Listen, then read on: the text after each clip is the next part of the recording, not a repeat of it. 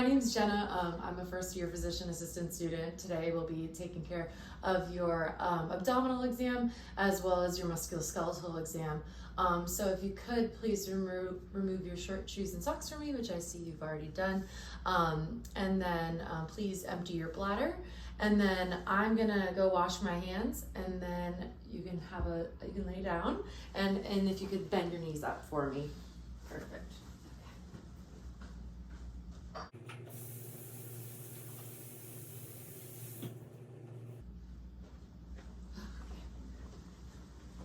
So first, let's make sure this is going. Yes. So first, I would be inspecting the abdomen for the contour, and inspecting for any scars, striae, distension, masses, pulsations, and the condition of the umbilicus or umbilicus. Let me see it. Okay, tomato. And then next, I would also ensure that I could see from the xiphoid process down to the pubic symphysis, which you don't have to pull it down all the way, but just, and then maybe could you turn with your feet pointing that way? Or no, your feet pointing that way, so sorry, it's okay. Just so I can see them. And so then I would start by auscultating after I inspect. I am going to auscultate all 4 quadrants, listening for the bowel sounds and noting whether they're normal, active, hypoactive, or hyperactive. And then if I don't immediately hear bowel sounds, I would listen for 1 full minute in each quadrant.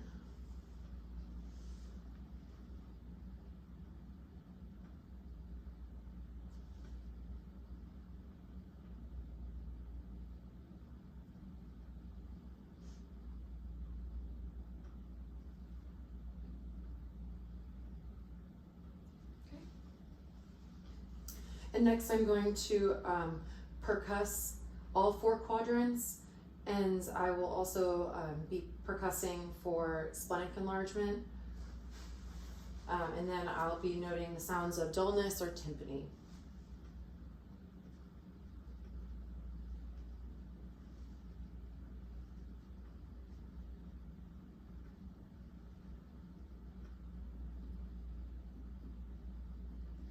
And then for the splenic enlargement, I'll be percussing the most inferior intercostal space and the anterior axillary line, as well as the costal margin on the patient's left-hand side.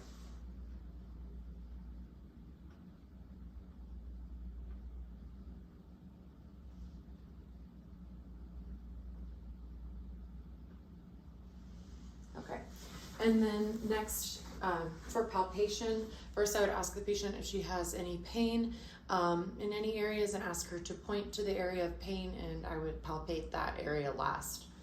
So when I palpate, I'm going to be watching her face, looking for any signs of distress. So first, I'll be palpating lightly, about 1 centimeter, watching her face for any signs of distress, and feeling for any superficial masses. And then next, I will palpate deeply at about 4 centimeters, again watching her face, but this time palpating for deep masses.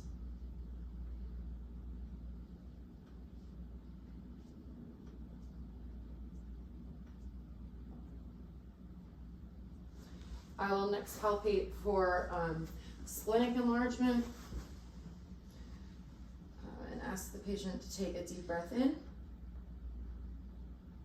and relax. And then I will palpate for enlargement, masses, and tenderness of the liver. And again, take a deep breath in. Okay. And then next, I will have the patient sit up. So if you could, perfect. And I will test bilaterally for CVA tenderness. So with my hand posterior, let's see.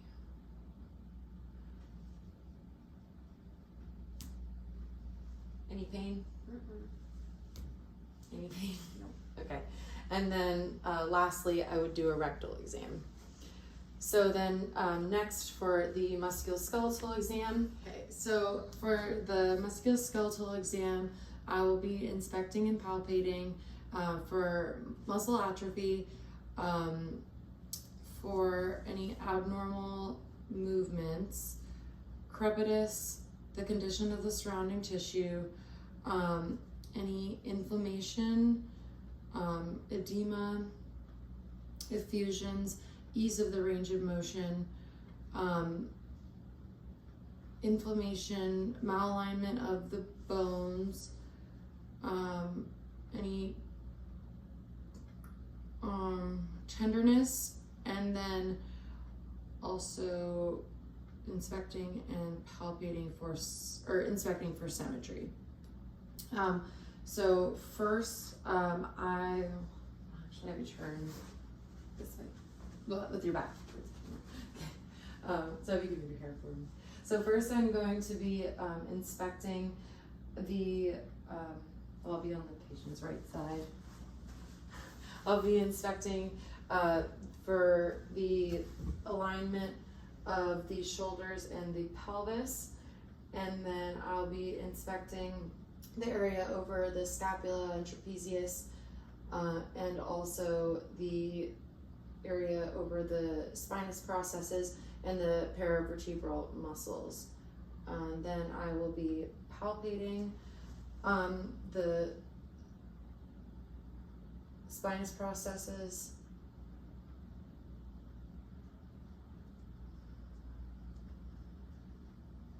as well as the paravertebral muscles. I'll also inspect the sacrum, and then I will palpate both the sacrum and the sacroiliac joints. And then I will assess her posture posteriorly and anteriorly, and then if you could turn and face me. And then from the side, I would inspect her posture laterally and inspect both the lordotic and kyphotic spinal curvatures. And then next I would assess the active range of motion of the cervical spine. So if you could tilt your chin towards your chest for me for flexion, and then back to neutral, and then extend your head back for me for extension. Perfect. And then next we'll do rotation, so if you could look towards the camera, and then back to baseline, and then look the other way. Thank you. And then next we're gonna do lateral bending. So without moving your torso, could you touch your ear to your shoulder? Perfect. And then back to, and then the other way. Perfect. Okay, and then next we will be assessing the thoracic and lumbar active range of motion. So if you could bend forward for me for flexion. Perfect. And then actually I'm going to stabilize the patient. So if you could bend forward for me. All right. And then extend back. So you lean back. Perfect. And then if you could rotate to our right. Okay. And then rotate to the left. And then you can back baseline. And then bend to the side, either side. Okay. And then come back up and go to the other side. Perfect. Okay.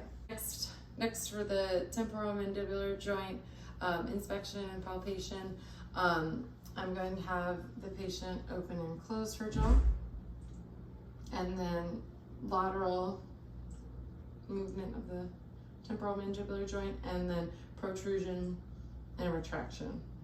Okay. And then next I'll be moving on to the shoulders. So I'm going to inspect the scapula, and then I'm going to inspect the clavicle, acromioclavicular joint, the proximal head of the humerus and the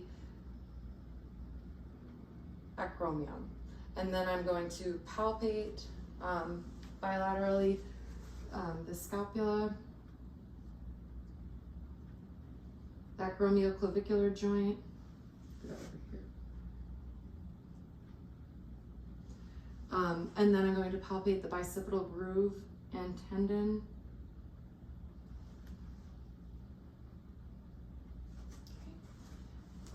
And then I'm going to palpate the clavicle,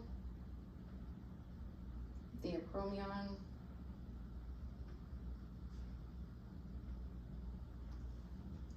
okay, and then I am going to move on to the arm and elbow inspection and palpation. So I'm going to inspect the biceps and the triceps of both arms, the antecubital fossas, the okernon processes, and then both the medial and lateral epicondyles. And then I'm going to palpate all these same areas again. So palpating the anterior and posterior arm, the okernon process, and then I'm going to palpate the medial epicondyle and the lateral epicondyle. Let me do this for both arms.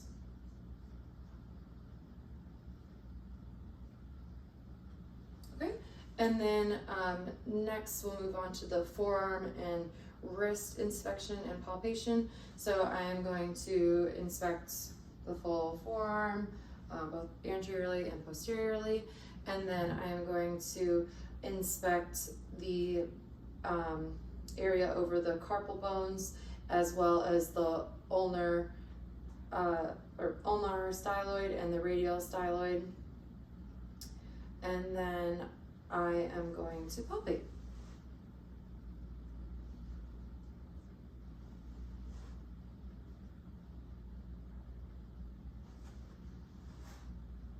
So palpating the ulnar styloid, the radial styloid, the carpal bones, anterior forearm, posterior forearm.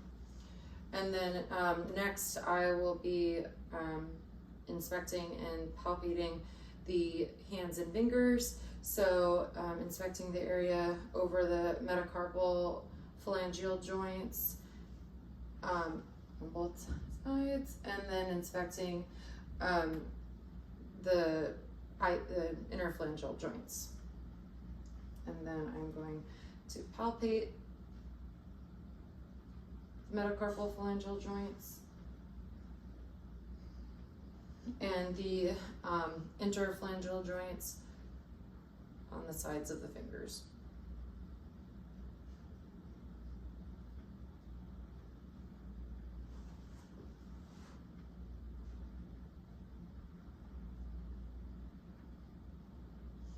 All right, and then next we'll move to the active range of motion for the upper extremity. So first we'll do the shoulders. So we're gonna start with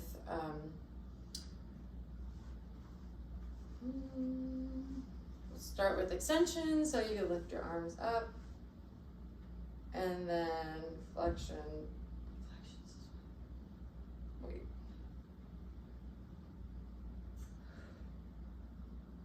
So okay. Rewind. First we'll start with flexion, and then extension, putting the arms down. All right, and then next we will do internal and external rotation. So you can, let's see, we can do it one of two ways, but we'll start with external rotation. So if you could put one arm up and over, and then do the same with the other. Wait.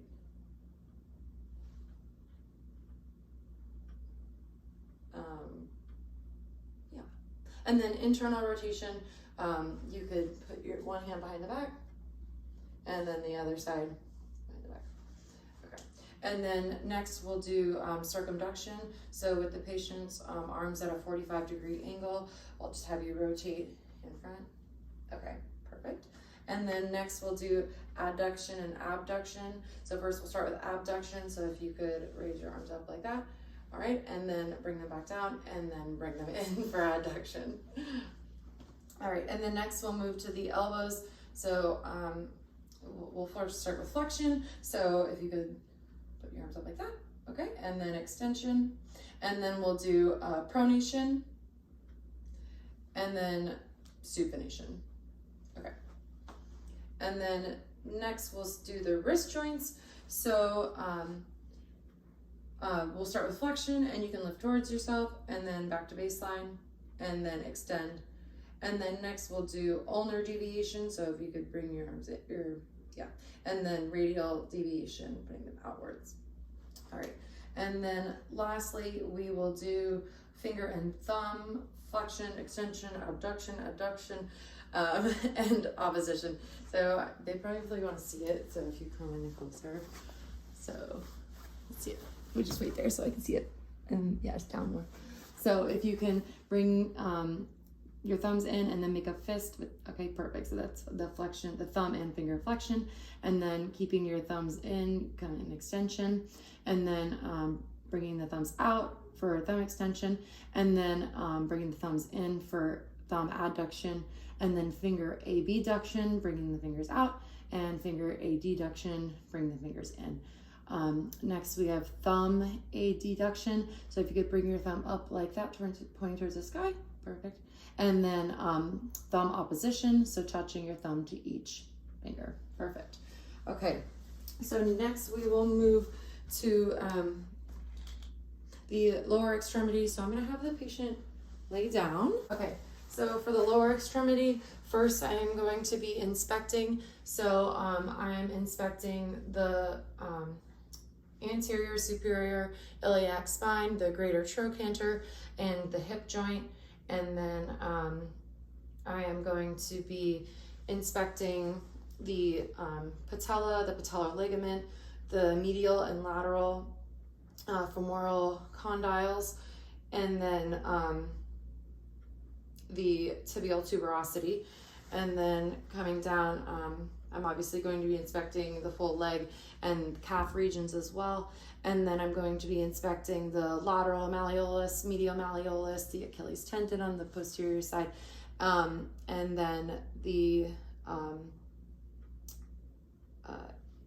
carpal bones, the toes, and then I will also be palpating the calcaneus. So coming back up, I will be palpating. So first I'll be palpating the anterior superior iliac spine, just a generalized hip joint, and the greater trochanter. Okay, and then the legs, and doing the same 3 major landmarks on the other side. Coming down, now I am going to palpate the patella on each side, the patellar ligament on each side, and the tibial tuberosity on each side, as well as the medial femoral condyles and lateral femoral condyles. Coming down, again palpating the anterior calf and posterior calf. Palpating the Achilles tendon, and then the medial malleolus and the lateral malleolus on each side. And then I'll be palpating, hope they can see that. Oh, barely, okay. And then I'll be palpating each foot, the metacarpal phalangeal joints, and then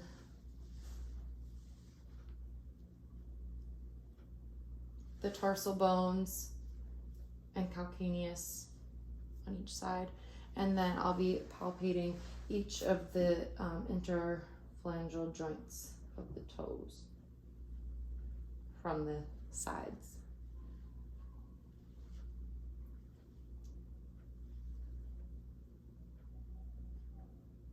All right, lovely. And then we'll be doing passive range of motion. Okay, passive range of motion. So first we'll do hip flexion. So, good. And then we'll also do knee flexion while we're here, and knee extension.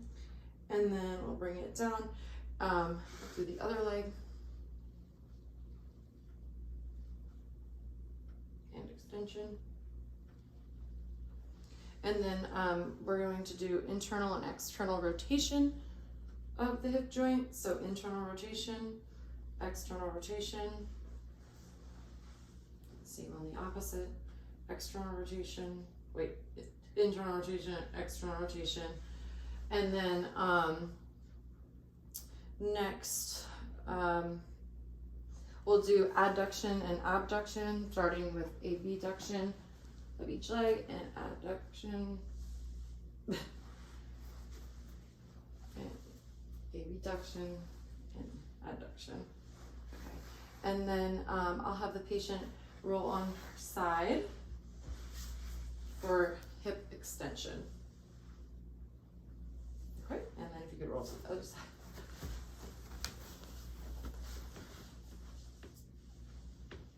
Okay, perfect. So we've already done knee flexion and extension. So we're going to move down to the ankle joint, where we'll do passive dorsiflexion and passive plantar flexion. And again on the opposite side.